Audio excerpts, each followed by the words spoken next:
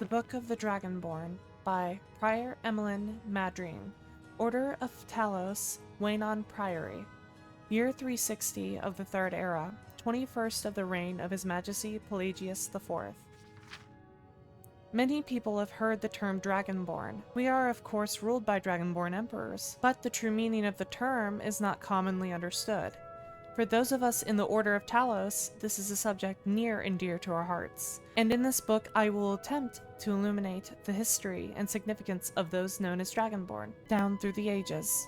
Most scholars agree that the term was first used in connection with the Covenant of Akatosh, when the blessed Saint Alessia was given the Amulet of Kings, and the dragon fires in the Temple of the One were first lit. Akatosh, looking with pity upon the plight of men, drew precious blood from his own heart, and blessed Saint Alessia with this blood of dragons, and made a covenant that so long as Alessia's generations were true to the dragon blood, Akatosh would endeavor to seal tight the gates of oblivion, and to deny the armies of Daedra and undead to their enemies, the Daedra-loving Aelids. Those blessed by Akatosh with the dragon blood became known more simply as Dragonborn. The connection with the rulers of the empire was thus there from the beginning. Only those of the dragon blood were able to wear the Amulet of Kings and light the dragon fires. All the legitimate rulers of the empire have been Dragonborn. The emperors and empresses of the first Cyrodiilic Empire, founded by Alessia, Remen Cyrodiil and his heirs, and of course Tiber Septim and his heirs, down to our current emperor, His Majesty Pelagius Septim IV. Because of this connection with the emperors, however, the other significance of the Dragonborn has been obscured and largely forgotten by all the scholars and those of us dedicated to the service of the blessed Talos, who is Tiber Septim. Very few realize that being Dragonborn is not a simple matter of heredity being the blessing of Akatosh himself. It is beyond our understanding exactly how and why it is bestowed. And those who become emperor and light the dragon fires are surely Dragonborn. The proof is in the wearing of the amulet and the lighting of the fires. For were they Dragonborn and thus able to do these things, or was the doing sign of the blessing of Akatosh descending upon them? All that we can say is that it is both and neither a divine mystery. The line of Septims have all been Dragonborn, of course, which is one reason the simplistic notion of it being hereditary has become so commonplace.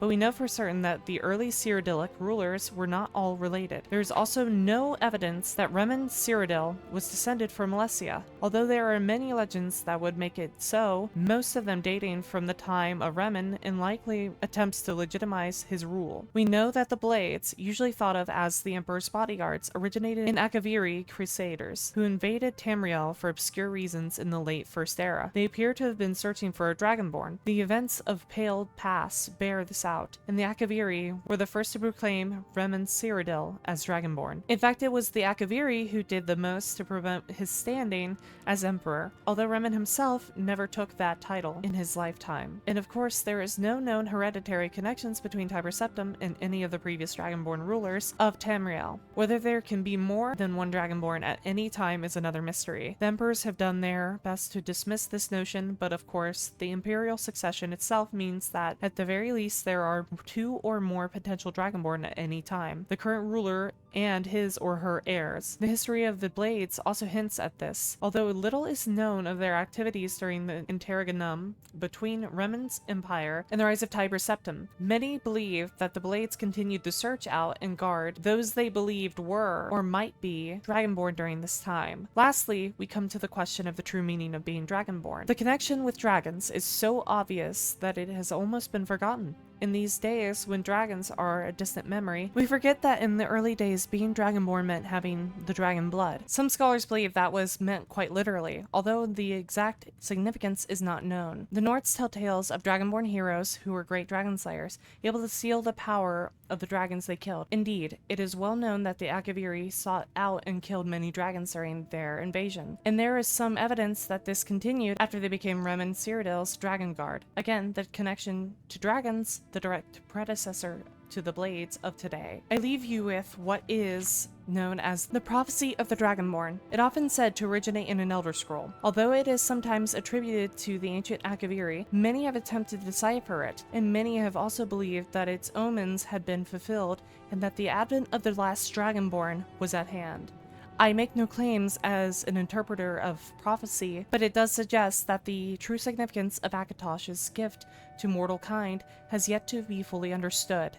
When misrule takes its place at the 8 corners of the world, when the brass tower walks and time is reshaped, when the thrice blessed fail and the red tower trembles, when the Dragonborn ruler loses his throne and the white tower falls, when the snow tower lies, sundered, kingless, bleeding, the World Eater wakes, and the wheel turns upon the last Dragonborn.